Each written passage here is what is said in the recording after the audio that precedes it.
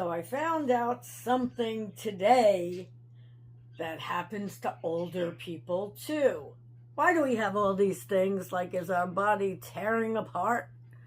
So I took some notes because this definitely is more medical knowledge than I have. So I did have to look it up. So if you're getting older, this is all I have to say, and your ear is either all of a sudden in severe pain and it keeps on doing it throughout the day, or you're feeling muffled or fullness, or I'm not even sure what else do they say. If your hearing sounds muffled, notice ringing that seems to come out of nowhere. One thing people do not talk about enough is earwax. Earwax in older adults. Ugh. So as we get older, we're making tons more of earwax, believe it or not. And because we're older, it becomes drier, harder, and more likely to stick around. And when you're older, and because of all of this, it sticks around the ear, making it harder to get rid of.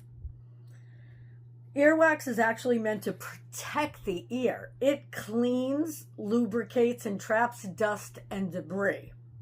Normally, your ears have their own little self-cleaning system, and jaw movement helps move wax out naturally.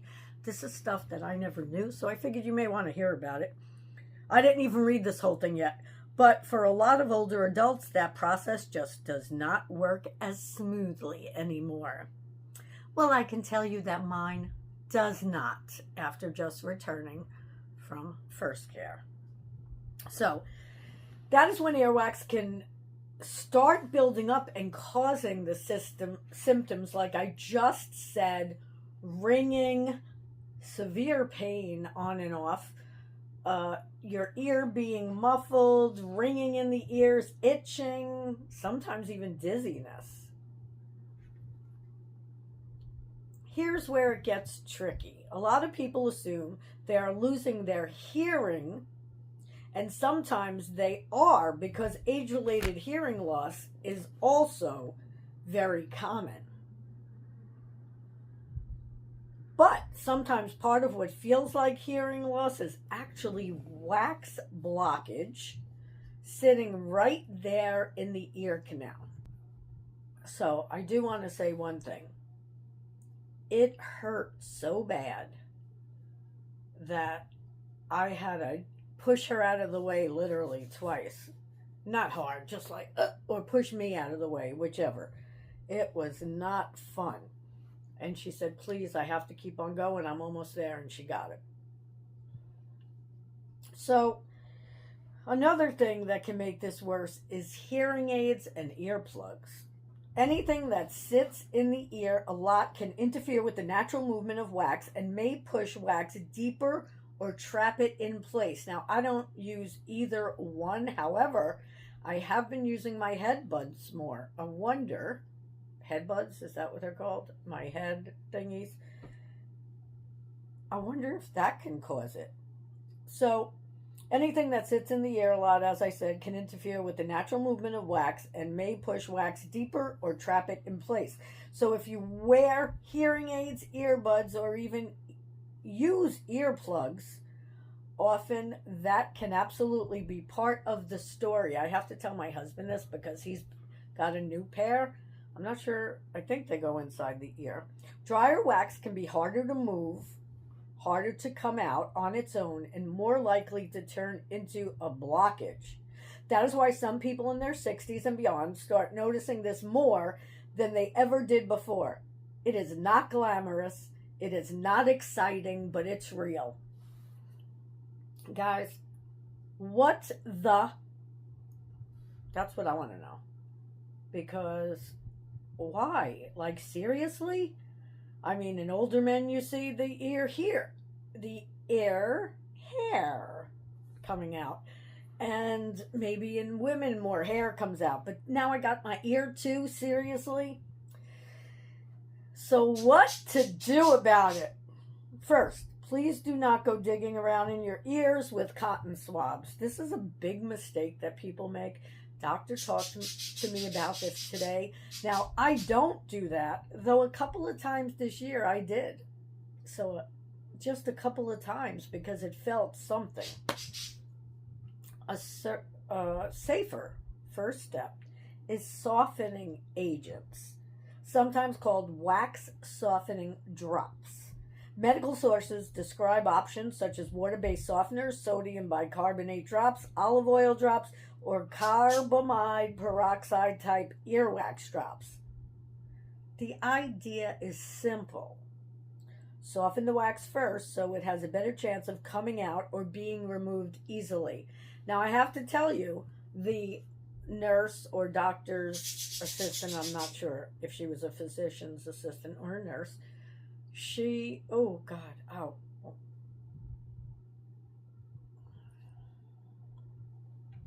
I'm leaving that in because right now it's hurting like hell. So she drowned it out, like most of it, but she couldn't get all of it out until she really went in there. And let me tell you, I don't know. You know when you're at the dentist and they hit something? Oh my God. It's hurting right now, probably because I'm talking a lot. But that's okay. So if that does not help, some people need irrigation or manual removal by a medical professional.